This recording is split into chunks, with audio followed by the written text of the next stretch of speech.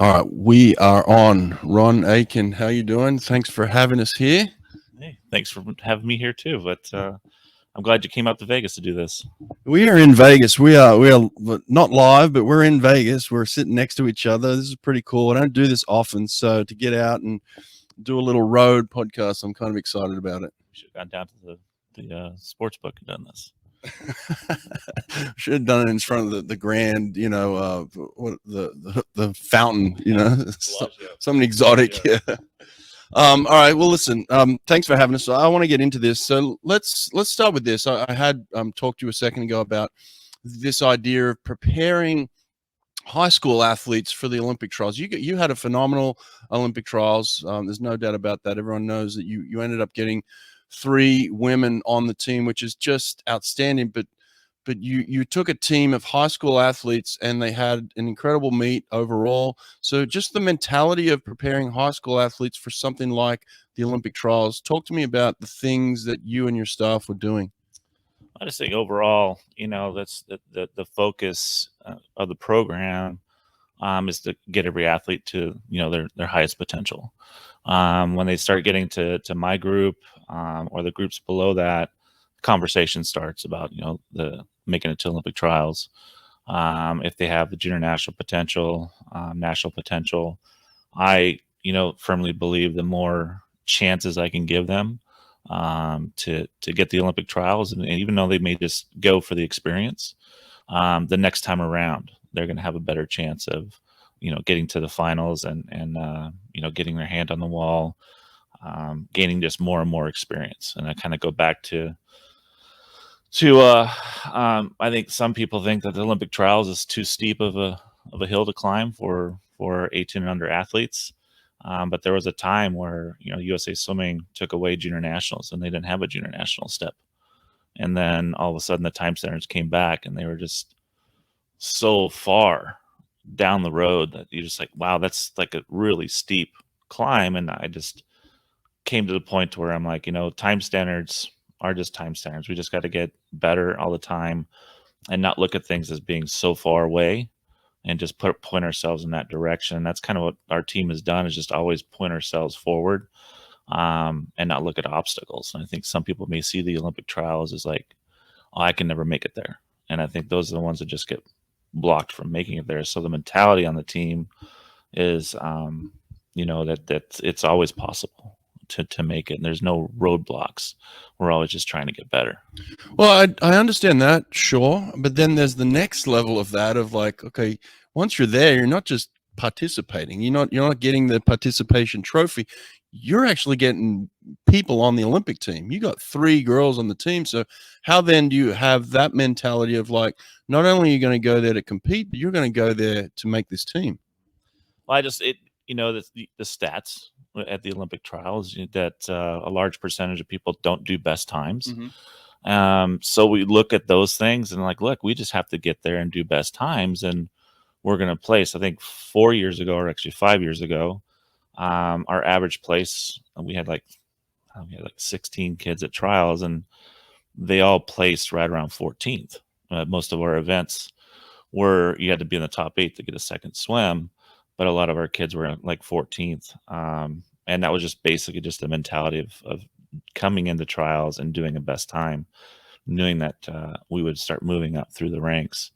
And I think this cycle around was even better for us because of the historical value of how well our team does do at trials, and each year we just did better. How much of that did you present to them? Like, that your staff knows that, but in terms of the information that you're giving the athletes, what is necessary for them to know in terms of building their confidence and making them feel like they can really get best times, and then what's the stuff that you maybe hold back and they don't really need to know? So this crew probably didn't talk about the percentage of best times that are done at trials, because that could probably make them too nervous. Mm-hmm. It's like, well, everybody's going to do bad. Mm-hmm. So I don't want to put that in their head. I think most of it, this group was easier to work with as far as understanding who the competition was and understanding the possibilities of if they did their potential in their event, they could possibly make the Olympic team, or just make the final. The the top 8. I always feel like, as a coach, you need to get them to the top 8, and then the heart of the athlete will get their hand on the wall to make the Olympic team. Right. So I just got to get them the opportunity to be in the top 8 and then take things from there. So this group was a little bit different individually, and what events that they were going for and managing all that too. So, all right, well, let's give a little bit of love to the girls that did make it and did perform. Let's talk maybe individually about each one. First of all, talk to me about Bella Sims. What makes her special? How was she able to perform under the biggest, spotlight at that meet, just in terms of Olympic trials for starters?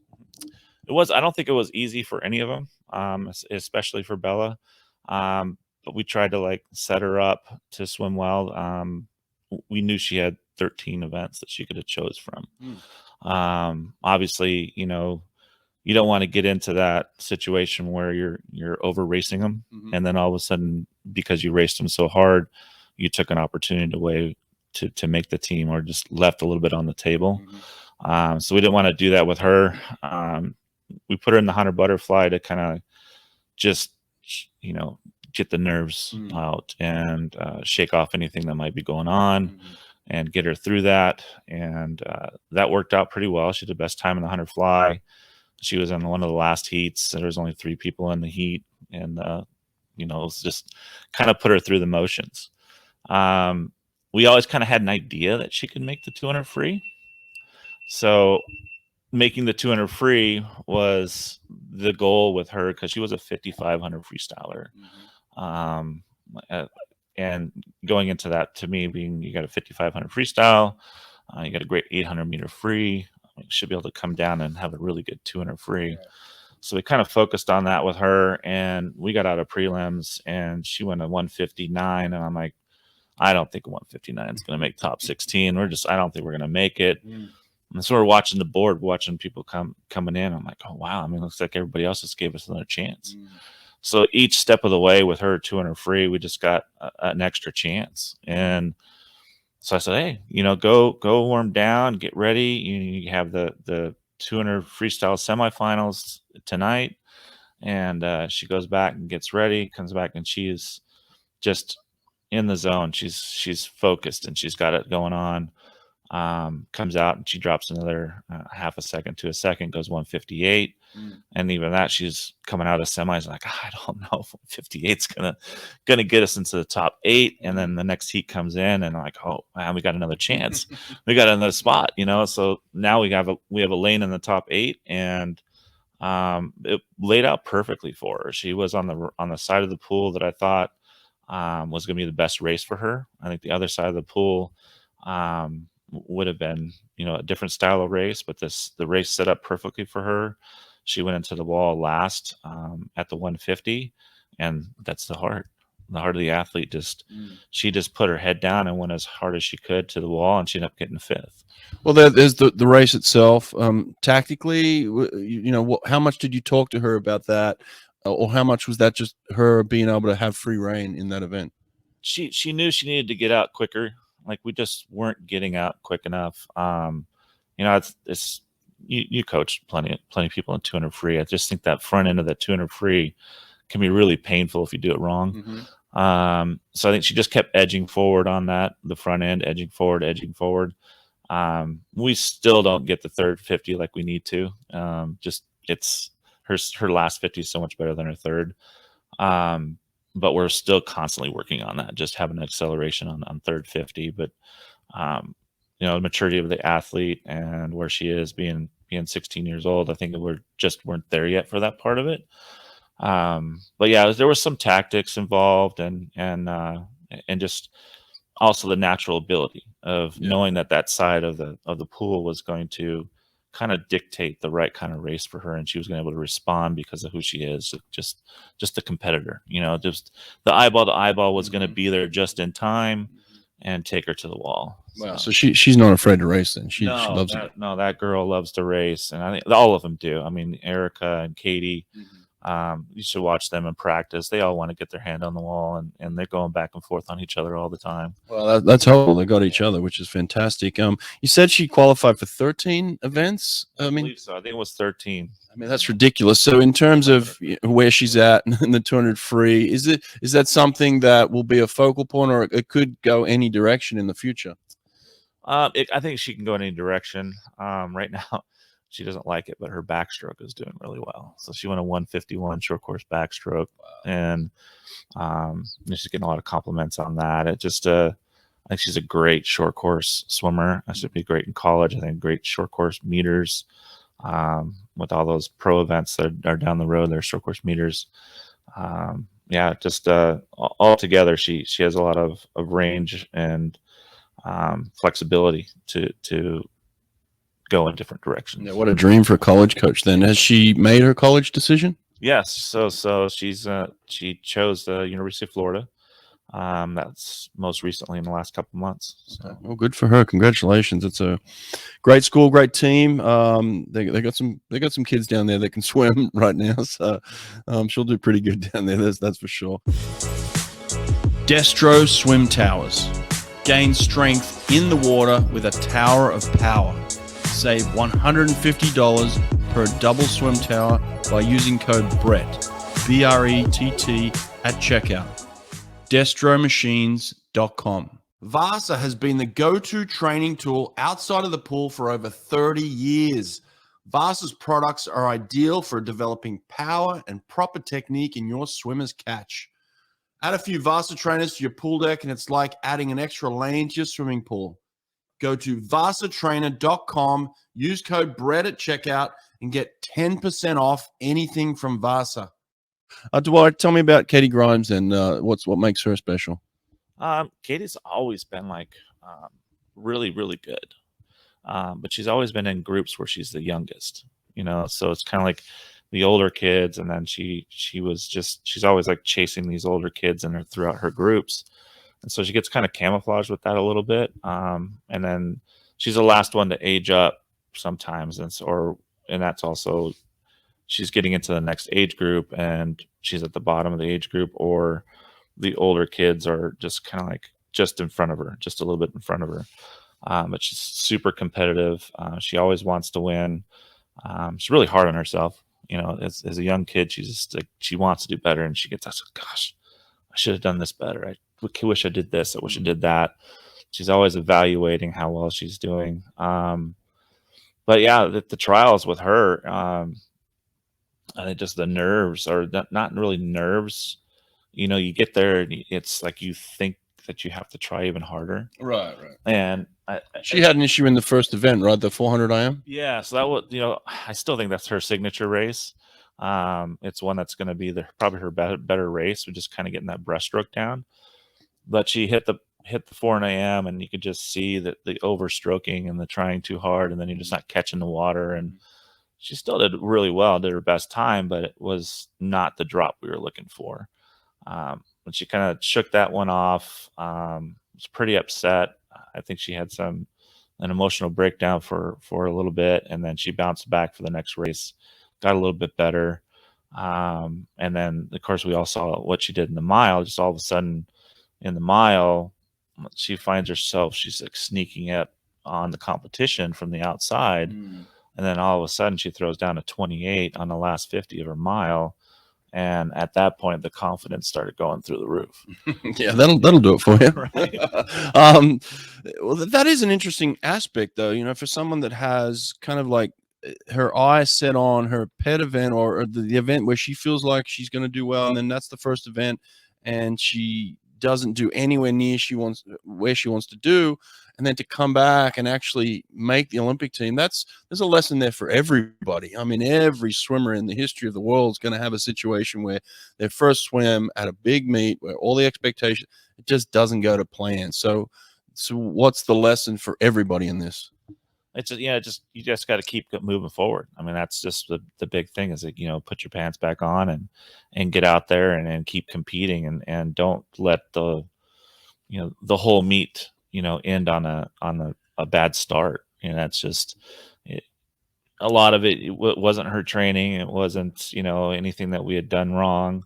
It was just, the nature of the beast, especially that meat. That meat is so intense, and I think that there's a situation where I had come to her like 2 weeks before, and I felt like her IM was doing doing really well in practice. And I thought, and look, I need to tell her like she legitimately has a shot of making it into 4 a.m. And that I believed in her and that she could do it. But I think that mounted too much pressure, and so she tried even harder. And maybe if I had just let it go and not tell her how much I thought she was going to do better or have a chance, maybe she would have relaxed more and just enjoyed the meet instead of having an expectation of making a team. But I also felt like if I didn't tell her, then maybe she didn't believe that I had the confidence in her. Right. So I had to kind of give her a little bit of that and come with some strategy. I actually wanted her not to shave in the morning of the 4 a.m. because I felt that she was swimming well enough unshaved throughout the season that she could probably just drop time without shaving in the morning and then have a shave in the afternoon, and go a lot faster, or at least have that in her back pocket to be like, I'm gonna drop even more time tonight. And then she opted not to. She just felt like if she did that and then missed the opportunity to make the top 8, she'd be disappointed. So I left it up to her. Go ahead and do that if you feel better about that. But then, like I said, she just got out too quick. And then, I think we had the same problem with the 400 free. She didn't do that well in that. And then just started figuring it out. That's the incredible. Gives you more time to kind of settle in. Yeah. And so once she settled in, it's like, okay, nothing's wrong with me. Yeah, I didn't have that time in the 50 free. It was going bad. It was over quick. But yeah, well that's incredible. I mean, credit to her. That's awesome. Has she made her college decision? No. So she's the youngest, and she's probably heading into that this summer, where you're going to have to start thinking about where she's going to go. I'm sure the coaches are circling around and trying to circling you. Yeah, it's just like everybody's my friend, right? Yeah, you got a lot of new best friends. Exactly. All of a sudden, I'm so glad I'm out of that. Well, I'm your best friend now because I don't have any part of it. She can go wherever she wants to go. That's awesome. But that's pretty cool. But I'd imagine that does get pretty hectic. And I mean, you've done it now with a couple of other people, so I mean, it would get hectic. All these coaches wanted to come through and see the program. Are you open to all that, like coming in and taking part? Yeah, I definitely sharing. It's important. I mean, kind of like our talk last night. I think it's you talk to the kids about sharing with each other, and you get back 2 times the amount or more, tenfold. I learned that a lot. Where especially in the local area, trying to help as many coaches as possible, and I think that makes me better. And when coaches come visit and share about the program, I think it makes us all better. We're just sharing. Yeah, I'm definitely open to people coming in, watching practices. When I am coaching, though, I like them, let me coach, and then if I'm coming over to you and explaining what I'm doing, that's fine. But try not to interrupt my conversations with the athletes because they come first. Do you give them guidance in terms of your opinion on where they should look? And I mean, do they come to you for that? And are you open to that discussion? We do. We weigh the options. To be honest, college coaches, they have track records. So you just kind of go over that and say, no, we've sent these athletes here, these athletes there, or that particular athlete has gone there. We don't really know what's going on campus, or what the athletes are doing that may cause them to either get better or worse. But we evaluate all that stuff. Also coaching personalities, how someone may be able to manage a female athlete better than a male athlete, or just how they may click and just get along better. The chemistry, I think chemistry is huge between the athlete and the coach. So if that chemistry is there, they'll know, and also the chemistry with their visit. I think one of the biggest things I tell them is like, you're going to live here for the next 4 years. If there wasn't swimming, are you going to continue to be there? And that type of stuff. Just answering all those questions. Would you ever be disappointed if they made a decision that you weren't entirely comfortable with? I think back in the day when I first started coaching, I was pretty. I'd get upset if they didn't listen to me. But now I'm like, this is my advice, or this is what I think, and these are the things that are out here on the table. And it's just I rather just kind of inform them of my opinion, and then it's up to them from there. That's pretty much it. I don't hold anything against them on their choices or whatever. So, yeah. Yeah, cool. Well, talk to us about Erica Sullivan. She's an interesting case because she had committed to USC, and then COVID happened, and then she changed her commitment. Now she's at Texas and thriving. But just talk to me in terms of her preparation and her success at the Olympic trials. That was an interesting story. It's a long story, but her, just watching her in 2017 was kind of where this whole thing came together, because I think right around 2017 is when they announced that they're going to add the 1500. And so when they announced that they're going to have the 1500, there were more opportunities for distance female athletes, and so she was getting a lot of help from USA Swimming. She was getting more opportunities to make world championship teams, Pan Pac teams, and it was just playing into preparing her for the 2020 games, which ended up being 2021. The preparation with her was just it's a super long story, but it came together over distance per stroke and tempos that we kind of talked about last night. It's really hard to kind of explain that one. I think in a podcast, it's kind of like I need like all these charts, because it's like there was so many charts that we had, and her stroke count was, she was taking 50 strokes of length in 2017. And that's basically what you told me last night, is that she was overrating, and so what you wanted to try and do is build in some length into a stroke, and that took about 3 years. Right. So the goal was to bring her stroke count down to at least a consistent, like she was wild at 50, just super wild turnover. I'm like, wow, we can't do that. And so I said 48 is pretty much where we started. And then we took off 1 stroke per year, and we got to 46. 46 was kind of our sweet spot when practice, and then we started edging the tempo over the last year and a half. Where she was like a 1.0, and when she went to 46 strokes, her tempo was like a 1.4, and she was still getting it done, getting the job done. But I knew her potential was to be able to bring it down, and then the mathematical equation for her overall goal time was going to be 46 strokes at a tempo of 1.22, and so we worked that 1.22. And you're doing tempo trainer work with that? Yeah, so we have a signature set that we were doing with her, and that was 30 50s to 36 50s, and it kind of progressed from the beginning of the season was 10 to 20 to 30, and then back down on taper time. We'd come down to 10. What are they on?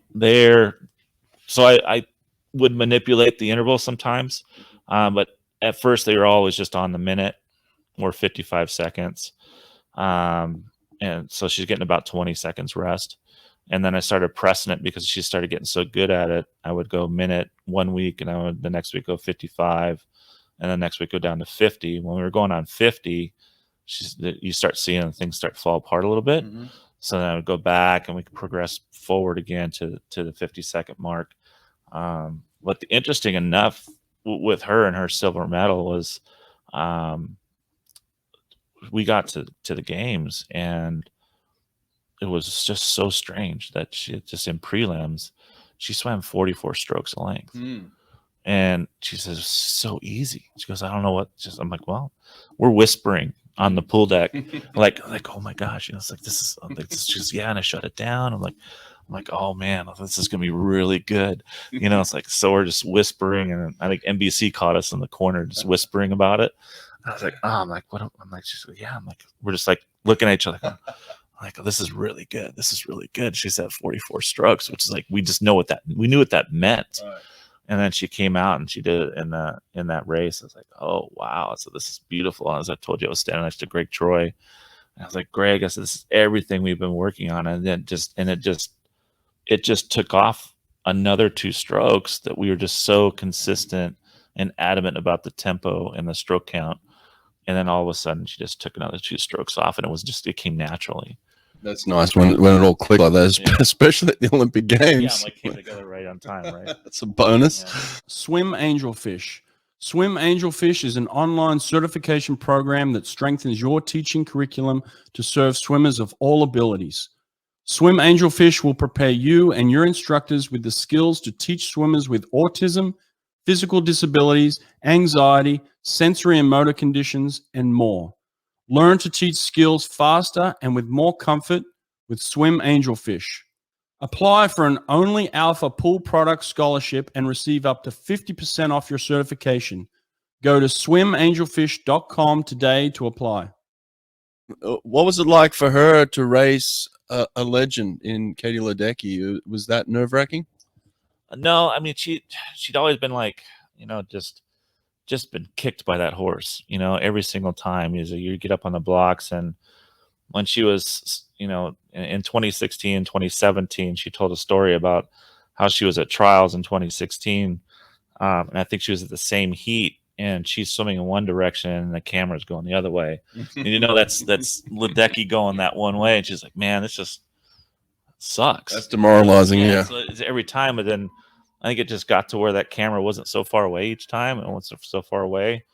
And one of her visions in her head was Rowdy, talking about how they were going head to head, and all of a sudden Erica Sullivan's here and racing Katie, and they're just head to head, or at least she's in the camera vision and stuff like that. And that kind of happened in the games, where all of a sudden it's like, wait a minute, there's this charging horse coming from the back end of this race and outsplitting Katie Ledecky. And it was pretty exciting. So everything that she kind of manifested in her head was actually playing out. Right, it was really good. What kind of coach are you at that particular moment when that's happening? When you see it all come together, are you inside yourself jumping up and down, or are you outwardly jumping up and down? It depends. I mean, in Tokyo, you were kind of stuck in where you were, so the celebration part was really hard. But at the same time, you could catch me doing the nesty, where I'm just screaming. Sometimes it just depends on how much room I have. You didn't try the Dean Boxall move? No, I didn't. But I wouldn't be too far from that. But Erica said, you do that, I disown you.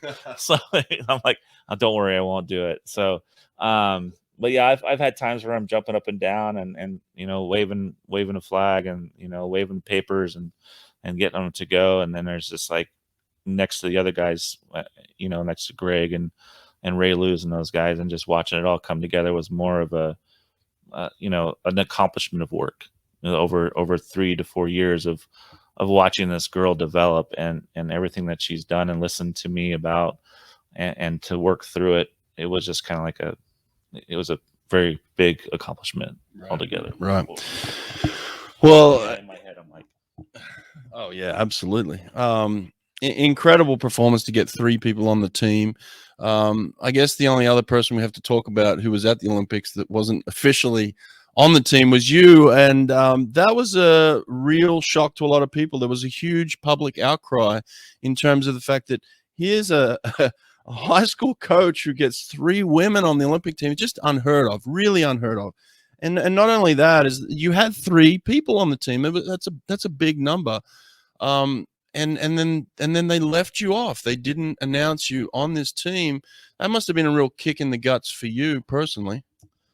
Yeah. I don't want to say it was a kick in the gut, really, because what do we tell our athletes? Not to overreact, not to do different things like that. But in my mind, I felt I did everything possible to get these kids to where they were, and that was pretty satisfying. I mean, I couldn't let that bother me, because I needed to enjoy the moment of these guys were incredible. The team swam incredible. Not just the 3. I mean, everybody that was swimming under me at the time at the trials just did fantastic. And I didn't want to be, a kid in the grocery store kicking and screaming, I want the toy. I want this. So I didn't want to do that.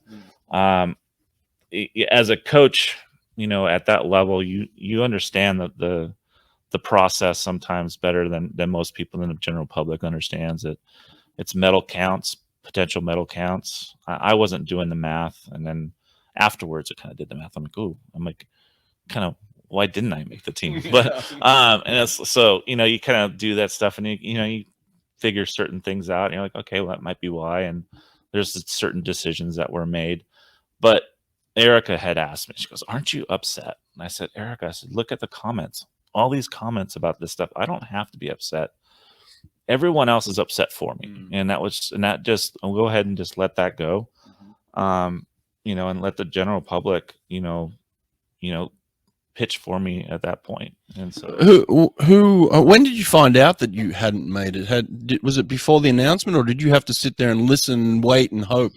Well, shoot, I want to say I got a text from USA Swimming the night that Katie had made the team, and I'm like, oh, I go, this might be my, you know, you're going to be on the team, you know, phone call or meeting. So I had a meeting to meet with them in the morning. I was pretty hopeful that I was going to be on the team at that time.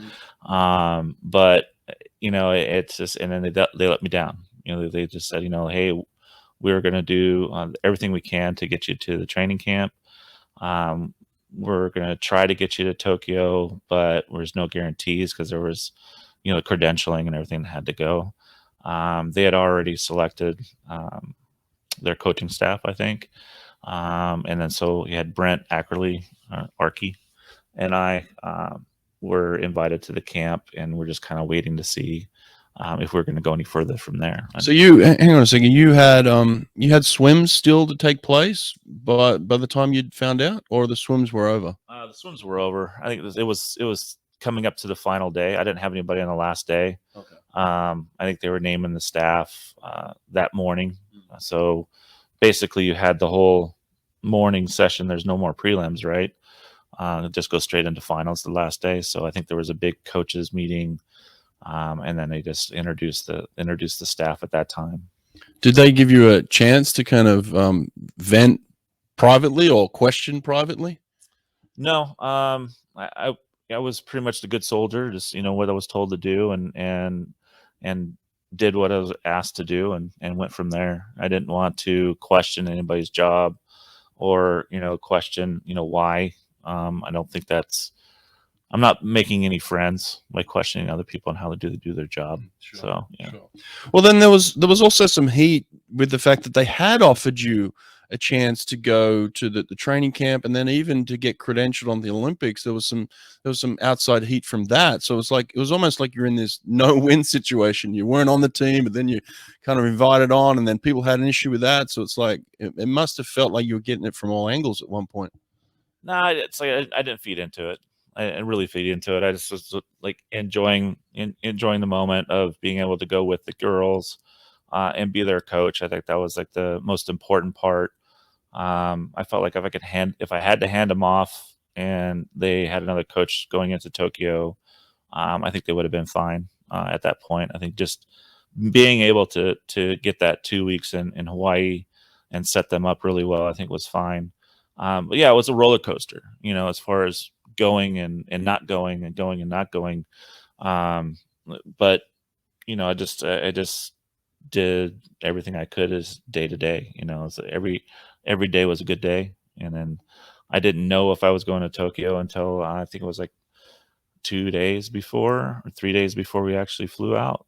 So I remember calling my wife and letting her know I was going to be able to go, and so she was excited for me. But then it was like 4 hours later, she calls me back and just rips me a new one and lets me know, like, I've been gone a long time, and that when you get back, you're going to have a lot of stuff you've got to do around the house. And I'm like, yes, ma'am. So that stuff was going on. I love it. I love it. Well, for all those people that are watching and thinking, oh, Brett's really digging here for some sort of controversy, I'm asking the question because I would have been pissed. You're better than me. You said you're the good soldier. At that point, I would have been really pissed, and I would have been questioning, privately, not obviously not publicly. But you know, if I get 3 people on the Olympic team, I expect to go. That's just the way I feel. I mean, so I certainly would have been questioned. So you're a better man than me. So I'm not digging, okay? I'm just telling you my opinion. But there was a time in my career where I would be pissed, and I think I'm more disappointed in that situation. But I also didn't want any negative energy or any like disappointment around the girls. Sure. So I was doing everything I could to make sure, one, the girls didn't feel like I was disappointed or getting shorted or you know, my coach is getting screwed. And then, you know, how would that make the entire Olympic atmosphere team feel like you got this guy over here and then his 3 girls are upset because he's getting so I was pretty much doing everything I could to just not let that take over my mindset. Yeah, for sure. Now you have that meeting, and the moment you walk out the door, that's it. It's handled. It's over. Event, heat, lane, name of swimmer, times and places. It's called Swimnerd Live, and it allows the data and times from your actual scoreboard to be broadcast and viewed in real time on any smart TV, phone, or other device. There are so many things you can do with this software. A very simple and easy to use necessity for any team or facility that is live streaming their meets results. One click on any device and they're watching your swim meet live in real time. Go to swimpractice.com to learn more. Where did you stay? You weren't in the village? No. So all the assistant coaches were not in the village because of the delay in the games left them with less housing in the village. So the number of beds that USA Swimming was able to get was not enough. So I think one of the options were to put all the assistant coaches off-site, and we walked into the venues every single day and afternoon, just back and forth. So you're all together at least. We were. Yeah, I got to share a room with Peter Andrew. So, and then I snored him out of the room. So he ended up getting his own room at some point. He couldn't sleep. That's classic. He's a good man, and had a great conversation with his son just recently. So good family. But well then Bella gets the silver in the 4x2 relay. Katie gets 4th in the 800, and Erica gets the silver in the 1500. Do you feel that was about as successful as you could have been? Is there any room there, or you feel pretty good about it? I think overall I could have done better for Katie. It just, I was like, I don't even think I've talked to Katie about this, but I wanted her to swim that 800 and keep an eye on Katie and Arnie, to just keep an eye on that and see if it starts to fall apart, to take a shot at it. So I wanted her to stay in the neighborhood of that race. And I kicked myself over and over again. Is like, if I would have how do you tell an athlete to swim for 3rd? How do you go into the Olympic Games and have an opportunity to, you have a back half on you that may be better than everyone else if you can stay within range of them. Right. And because I told her to keep an eye on, Katie and Arnie, it took her out of the race for 3rd because she was too exhausted to finish like she normally does. So she didn't manage it well enough. And if I had just wanted to get her a medal, I could never go to her and just say swim for 3rd. But that means a lot, a medal or not a medal. And it's like, if I had to do it over again, how would I be able to explain to her that, hey, we also can't lose sight of 3rd. Yeah. And I think I'll have a better way of explaining that and keep it, make sure all of these things are taken into consideration as well, because if she would just swam her best time, she would have been 3rd. She just needed to swim her race. But we ended up swimming Arnie's race and Ledecky's race, and then that just, that kicks. kicked myself all the time thinking about how she's a bronze medalist, and we didn't swim for bronze. We swam to beat Katie and Arnie. You know, we wanted the opportunity to beat those two, and keep ourselves in a range where, because if she hits, she's still developing, and if she hits the right rhythm and her stroke at the right time, she's in that 8:13 range. Sure. She's swimming an 8:13 when it comes together. Well, I can see that, and I can tell why you're kicking yourself. You're a competitor, and you're a coach that wants the best for their athletes. But maybe looking back, even in Paris, she may look back on that experience and think, I needed that. I needed that fourth place. You know, it may propel her to something greater. I mean, I got to watch her last night for a short period of time, and she does look like she's still developing. She's a young girl who is extremely talented, works very hard, but she's got much more in her, and maybe this fourth place here will serve her well. Who knows? It could be that way. Yeah, no, I agree totally. And just watching her, the coordination is still awkward. It's still like just trying to find the stroke the way she needs to, and the kick gets off balance, and it's just all those things that you see with a long body that's developing and not quite in balance yet.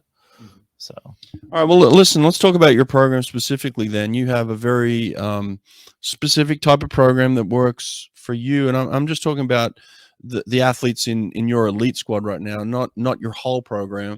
But in terms of what you're trying to achieve with your athletes, what are the things that you're trying to get out of them each season? Like, let's look at this season or even the last season. You can maybe be reflective of, like, what were you trying to build? From season to season, of course, it changes. It's always changed. It's not the same thing each time. I come off competitions and start evaluating like where our weaknesses are.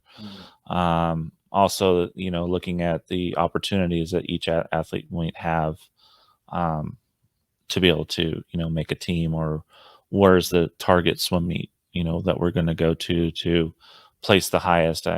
I take a lot of pride in trying to get as many kids as I can on the national junior team and the national team. How much time in preparation do you need then? So if you're aiming for a meet out here and you're looking back in terms of the periodization, how much time do you feel like you need in that season to get them prepared for that big meet? Sweet spot right now is between 21 and 18 weeks. So 21, 18 weeks. And I get 2 a year like that. I'll target 2 meets for 21 to 18 weeks apart, and then we'll strategize a plan to land the plane. We call it. It's like, you know. Right. Will you give them any chance, other than the 2 times a year? Will you give them a chance to have short rests? I think they get natural short rests. I think everybody, coaches, will agree to this. It's like I try not to get out of the training cycle too often. I also don't want to beat them up too much going into a competition. So we play the amount of intensity into the swim meet, preloading the week, knowing that, like, well, the intensities can come off because we're going to be pretty intense going into the week. And then, of course, getting on a plane or getting in a car is 4 hours, you know, recovery, travel time, whatever it might be, out of the water. I think they naturally get a good 3 days of rest. We also have a pre-meet practices that we run every single time. I don't know whether it's something that does it for them or whatever, but I think that when they get in and we do our pre-meet 2100s, which is like we alternate between a white and red pace, and then the next day is like a flush of IM work. When they kind of see that coming, they're like, okay, race day's coming. It's like, it just sets them up for race day. Right. It sounds like maybe like an urban check has had kind of an influence on your program. Is that correct? Not as much as people might think with herbs. More of Dr. G back in the day. And I think it was 2006. Kids were only swim like fast once or twice a year for me. And that was I was just really giving them too much volume with low, I wouldn't say too much volume. It was the right amount of volume, but there wasn't enough speed. Like, I wasn't asking for them to go fast. And so I took my notebook and opening it up, and I sat with like 3 days with Dr. G, and he kind of went through everything, and he goes, Ron, you just don't do enough fast stuff. I'm like, that was all it was. And so since 2006, it was the fast stuff. And so he was more of the influence on, this is how the color system works. Right. And whatever Herbs had out, I would read and study and look at some of his stuff. But even the assistant coaches here will tell you, my mind works differently than the color system. And so we argue over what real SP1, 2, and 3 is. And we're still trying to like understand the way my mind works on that versus the way it's across the swimming community, how it works. So yeah, I would think that Dr. G is probably was the biggest influence with the training plan. There you go, Dr. G. Yeah. Cheers to you. I talked last night in terms about manipulating volumes and intensities for sprinters, and you and I had connected on that after the talk. What does that mean for you and your program? Is that something similar that you do? So it was your explanation was different from mine. In my mind, like I'm thinking, I manipulate the amount of rest that they're getting on those sets, and kind of play back and forth on certain distances, and what a 200 pace would be over an 800, and just different things like that. So I'm constantly just pushing forward and backing up, pushing forward and backing up on different things, and just the manipulation of the sets and getting the same thing, in different ways. Instead of having someone go out and go 1,000 for time, I'm still getting my 1,000 for time by just kind of like moving the set around, making it look different than a straight 1,000 for time, but they didn't realize they just did it. So one thing I noticed about your group last night is when I go to a program where they are heavier on the volume, they tend to be not as technical. I didn't see that with your group. Your group is very technical. They were swimming. They had very good streamlines, nice breakouts. They were swimming in straight lines, in and out of turns, into all their finishes without having to be told any of this stuff, even just in the warm-up. So I was really impressed with just their technical acumen, their skills, and that's fairly uncommon in terms of high school programs that I go to where they are doing volume. It seems like they're just hacking through it. Your group is not doing that at all. No, we're not. So there's a lot of conversations about strokes and different things, but it's while the work's getting done. So even though we're running these higher intensity type practices, I cannot stand watching a kid make a technical error when they're swimming. And I will actually stop them from what they're doing, and we'll discuss like, hey, what's happening out there? Why do you think this is happening with your stroke? Can you do this a little bit better? And then we go back, and then they'll ask like, hey, is it better? Yeah. So I will stop them. I don't want any garbage type strokes being swum up and down the pool. It would drive me nuts, because that's what we get labeled for, right? As coaches is someone that's either not paying attention or paying attention. And I think overall, if you're going to do, especially the work that we're doing, you don't want to be labeled as a coach that's not paying attention to the technical stuff. And that's why, they're not as good as they could be if he would just take more time doing this. So I've always been very conscious about making sure that the work that they do is quality work, and it's being done as correctly as possible. There's still some things that kids aren't doing perfectly, because not everybody can be perfect. And not everybody's got the ability to be perfect sometimes, because they're all built different. Like we talked about when you look at him straight down, he was getting the power. And I think that's the other thing that some either parents or other coaches don't understand is when a kid is moving through the water, and they're moving through the water really well, and it's probably better than everybody else, you might not want to mess with it too much, because there's a reason why that kid looks a little bit different than everyone else. And it's like, maybe that's why they're as fast as they are. Yeah. I was talking about Bruno last night, and technically some of the things he does, and how I just wouldn't normally teach it, but I didn't want to change it either. But so there's that for sure. So that I'm glad you're doing the same thing there. Talk to me about the structure of your staff real quick. Yeah, we got 10 minutes. We got the call for 10 minutes. He's Jake's wrapping us up here, but no, that's fine. Just you know, don't worry about it. I'm gonna go get my kids started. Okay, well, you know what we're doing. We're good. Talk to me about your stuff then. Michael Kinross and Jake DeRoche.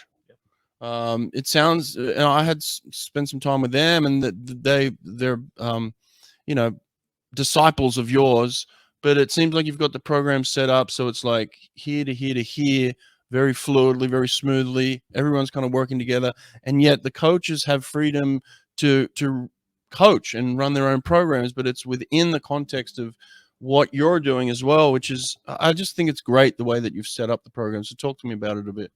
Well, I've always been kind of a hands-off coach. So we bring staff in, and you know, I think creativity within each coach is valuable. I see other programs that have gotten really good, and then they try to make it like a cookie cutter, follow this manual, and that might be where a lot of programs don't get to the next level, as they become too big and then too cookie cutter, and their workouts are all, you have to do this and this, or the head coach is dictating like all the practices that someone has to do. But they're all artists, and I describe coaches as like Dave Salo. He's an artist. He's an artist.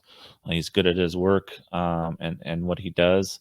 And I think each one of these coaches are their own artist, and I got to give them the ability to take their paintbrush and put their own spin on what works and what they see.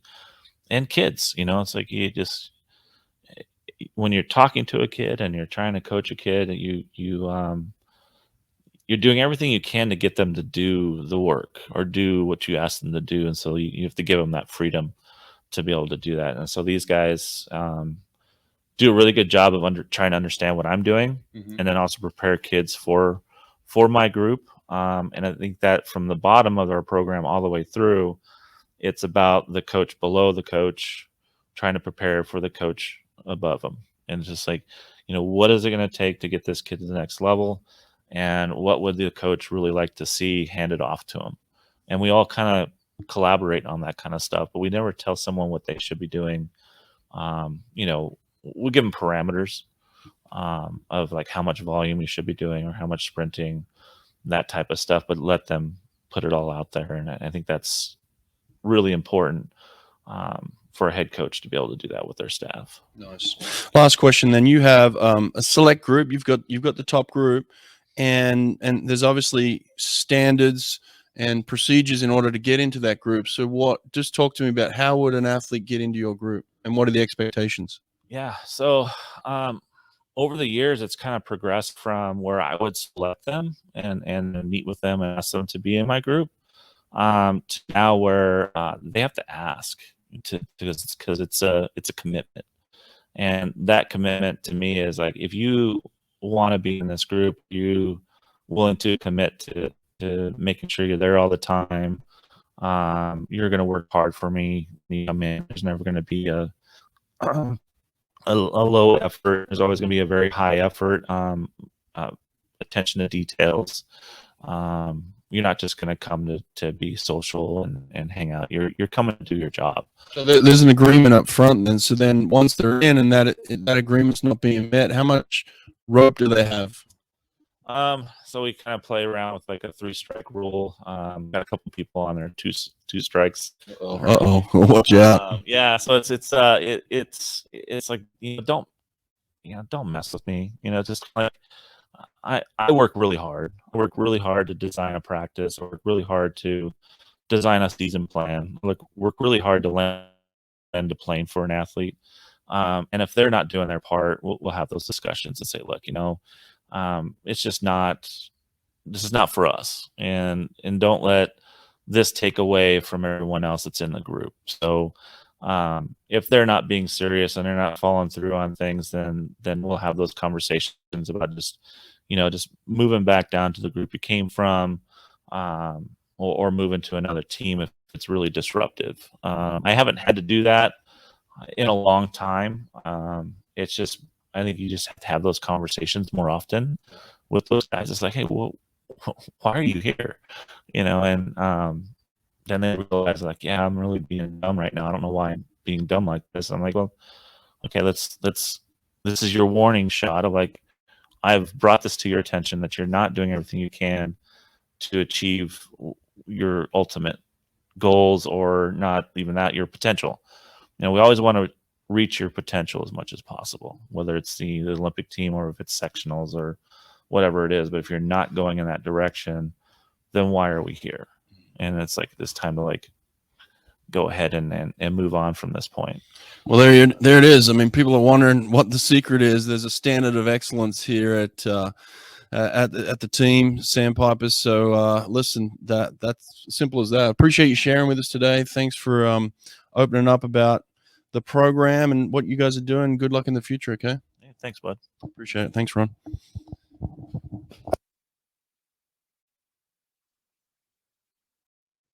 Looking to host your first swim meet or replacing an old timing system? Run a swim meet with ease from your laptop using Superior Swim Timing. You can use Superior Swim Timing with your existing equipment, or they can provide you with a complete timing solution, including deck harnesses, buttons, and starter.